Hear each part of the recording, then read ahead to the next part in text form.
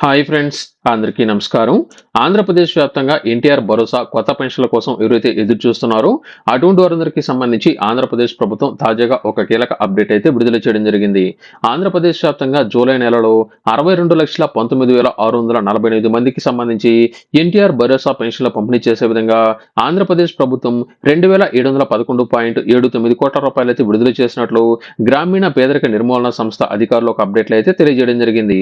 ఈ యొక్క పెన్షన్లతో పాటు జూలై 1వ తేదీ నుంచి ఈ యొక్క పెన్షన్ల పంపిణీ కార్యక్రమం అయితే మొదలు కాబోతుంది. ఇప్పటికే అందజేస్తున్న పెన్షన్లలో కొత్తగా మరొక 7,792 మందికి వితంతు పెన్షన్ లబ్ధిదారులకు అందజేయబోతున్నట్లు, దీనికోసం 3.12 కోట్ల విడుదల చేసినట్లు అధికారులు అయితే తెలియజేయడం జరిగింది.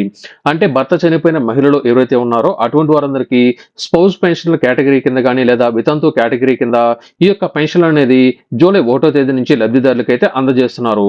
ఇందుకోసం మొదటగా ఎవరైతే ఈ యొక్క పెన్షన్లు పొందుతున్నారో ఆ యొక్క లబ్ధిదారులు ఖచ్చితంగా వారికి సంబంధించిన బయోమెట్రిక్ వివరాలతో కానీ లేదా ఫేషియల్ రికగ్నిషన్ ద్వారా ఈ యొక్క పెన్షన్ల పంపిణీ అయితే వారికి అయితే ఉంటుంది. ఖచ్చితంగా మీరు జూలై 1వ తేదీన పెన్షన్ అనేది పొందాలంటే మాత్రం కొత్తగా వచ్చిన వారందరూ మీరు ఖచ్చితంగా ఈ కేవైసీ అనేది మీకు ముందుగా చేసి ఆ తర్వాత మీకు ఈ యొక్క ఫోటో అనేది తీసి అప్లోడ్ చేసి మీకు పెన్షన్ డబ్బులు అయితే అందజేస్తారు.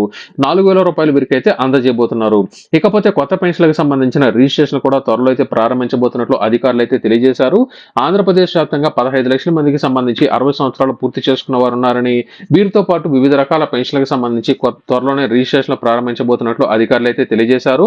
మనకు 60 సంవత్సరాలు పైబడిన వారే ప్రస్తుతం ప్రభుత్వం వద్ద ఉన్న డేటా ప్రకారం, అంటే రేషన్ కార్డులో ఉన్న డేటా ప్రకారం 60 సంవత్సరాలు పైబడిన వారే 15 లక్షల మంది ఉన్నట్లు, వీరిలో వడపోత కార్యక్రమాన్ని కనుక ప్రారంభించినట్లయితే దాదాపుగా 10 లక్షల మందికి కొత్త పెన్షన్లు శాంక్షన్ చేయవలసి వస్తుందని అధికారులు అయితే తెలియజేశారు. దీనికి సంబంధించి వచ్చే నెలలో ఒక కీలక అప్డేట్ విడుదల చేయబోతున్నట్లు అధికారులు ఒక ప్రకటనలో అయితే తెలియజేశారు.